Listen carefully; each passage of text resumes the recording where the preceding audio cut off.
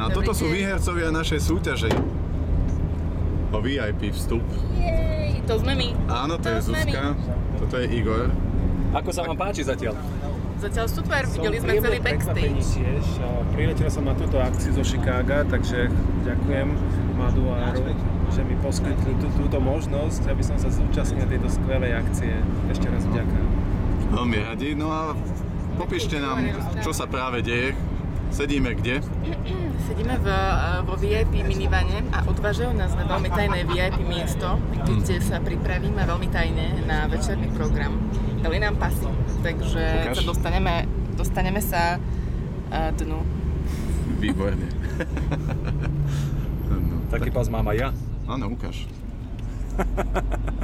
No, dobre. No a my sa teda presúvame s našimi výhercami, ktorí si usilovne plnia povinnosti, fotia nás a točia nás, takže väčšinou za touto kamerou sú oni.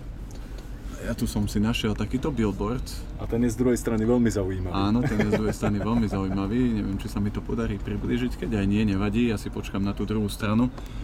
Pretože sa presúvame teraz z Orechovej Potôny zo Slovakia Ringu Do Dunajskej Stredy, do hotela Terma, kde sme ubytovaní aj s našimi hercami a tešíme sa už vlastne na ten večer, ktorý nás čaká, pretože predsa len nie je to každodenná záležitosť, aby sme mohli stáť na jednom pódiu s hviezdami európskeho alebo svetového mena.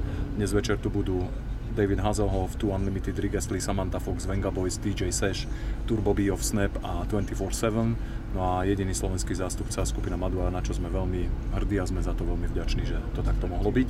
Takže sa na to už po niekoľkýkrát to poviem, ale vďaky nikdy nie je dosť, sa na to hrozne tešíme. Urobili sme si zvukovú skúšku a pripomenulo nám to naozaj obdobie 90. rokov,